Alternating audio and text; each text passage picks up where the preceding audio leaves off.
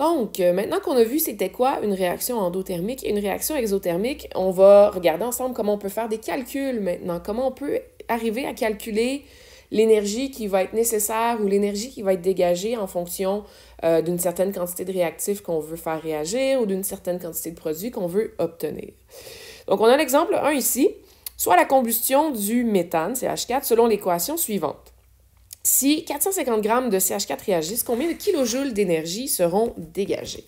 Donc, si on regarde notre équation chimique, on a du CH4 qui réagit avec du dioxygène pour former du CO2, du H2O, et ça va aussi libérer 2046 kilojoules d'énergie. Ici, c'est une réaction exothermique. Tout d'abord, sachez que peu importe que la réaction soit exothermique ou endothermique, ça ne va absolument rien changer au calcul que l'on va faire. Les étapes vont être les mêmes. Ça ne change absolument rien. Donc, comme en stoichiométrie, la première chose à faire, c'est toujours de balancer notre équation chimique. On va balancer l'équation sans toucher à l'énergie. Donc, on va la balancer là, comme on est habitué de faire et on va laisser le 2046 kJ tel quel dans l'équation. Donc, mon équation balancée ici, ça va être CH4 plus O2 donne CO2 plus H2O. J'ai dit qu'on rajoutait l'énergie, voilà. Donc, si je veux balancer mon équation, je vais commencer par ajouter un 2 comme ça ici devant le H2O. Ça va me faire 4 hydrogènes. J'ai maintenant 4 oxygènes. Je dois aussi rajouter un 2 devant le dioxygène du côté des réactifs. Donc, mon équation, elle est balancée et encore une fois, je n'ai pas touché aux 2046 kJ d'énergie. Qu'est-ce que ça veut dire, ce que j'ai écrit maintenant en balançant l'équation? Bien, ça veut dire que si je fais réagir 1 mol de CH4 avec 2 mols de O2, je vais obtenir 1 mol de CO2, 2 mols de H2O et ça va libérer 2046 kJ d'énergie. C'est ça qu'elle veut dire, mon équation chimique telle qu'elle est écrite présentement. Je sais donc que 1 mol de CH4, si je fais brûler 1 mol de CH4, je vais obtenir 2046 kJ d'énergie. Mais moi, dans mon problème, je ne fais pas brûler 1 mol de CH4, je fais plutôt brûler 450 grammes de CH4 et j'aimerais ça être capable de prédire combien de kilojoules d'énergie vont être dégagés. Donc, on va écrire nos données. Moi, j'aime bien écrire mes données pour être sûr de comprendre ce que j'ai et ce que je cherche. Donc, 450 grammes de CH4, combien de kilojoules d'énergie va être dégagé? Une fois que j'ai écrit mes données, ça pour moi c'est la deuxième étape, bien là je vais faire comme en stoichiométrie traditionnelle, c'est-à-dire que je vais aller transformer mes grammes en mol, tout simplement.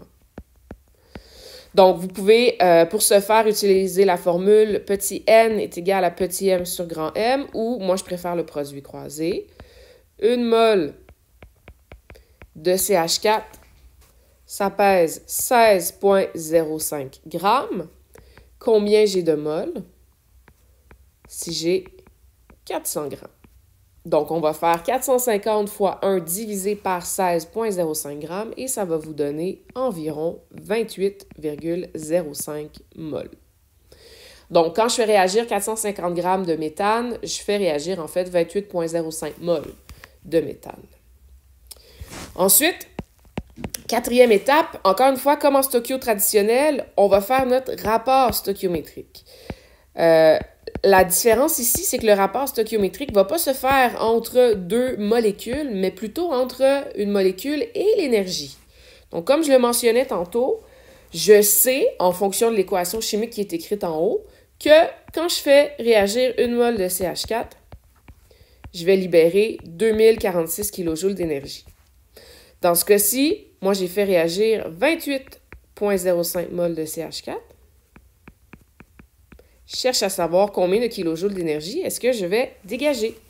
Donc, encore une fois, produit croisé, on va faire 2046 multiplié par 28,05 mol divisé par 1 et ça va vous donner votre réponse qui est d'environ 57 369,84 kJ d'énergie. Donc, si je faisais une belle petite phrase pour écrire ma réponse, je pourrais écrire ça de la façon suivante. Si je fais réagir 450 grammes de méthane.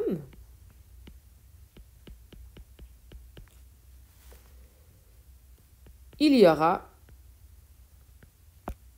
57 369,84 kJ d'énergie dégagée.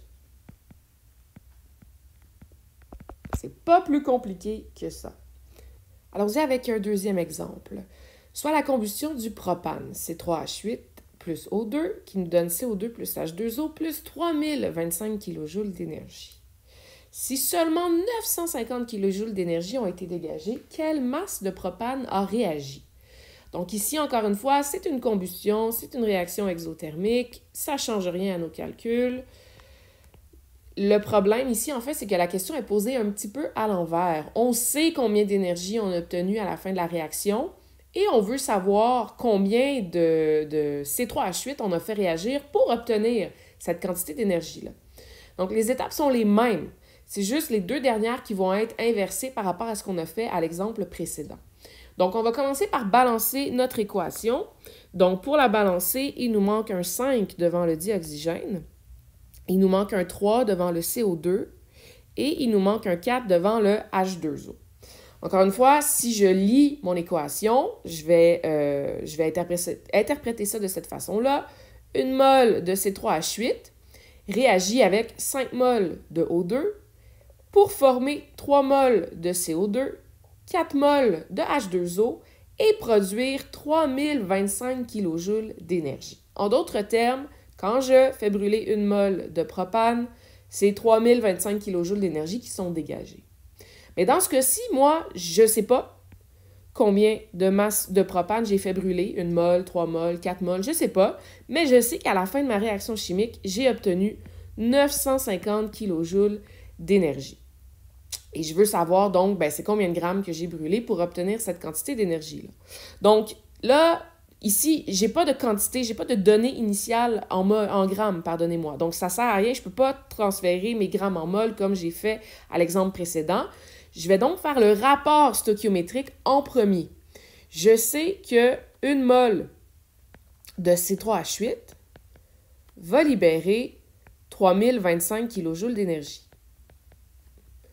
Combien de moles de C3H8 je vais obtenir? J'ai fait brûler, pardonnez-moi, si j'obtiens à la fin 950 kJ d'énergie. Donc, c'est le rapport stoichiométrique que je dois faire en premier. Je vais donc faire 950 fois 1 divisé par 3025 et ça va me donner environ 0,31 mol de propane. Donc, ça veut dire que si je fais brûler 0,31 mol de propane, à la fin, j'aurai un dégagement de 950 kJ d'énergie. Mais la question, c'est pas combien de moles de propane on a fait réagir, c'est plutôt quelle masse de propane on a fait réagir. Donc, on va terminer en transformant nos moles en grammes. Encore une fois, vous pouvez y aller avec la formule petit n est égal à petit m sur grand M ou avec le produit croisé. Je sais qu'une mole de propane, ça pèse 44,11 grammes. Si j'ai 0,31 mol de propane, combien de grammes seront présents? Donc, produit croisé, on va faire 44,11 multiplié par 0,31 divisé par 1 et ça va nous donner environ 13,67 grammes. Donc, encore une fois, si je fais une phrase complète pour indiquer ma réponse, je pourrais dire que en faisant brûler 13,67 grammes de propane, j'aurai un dégagement de 950 kJ d'énergie.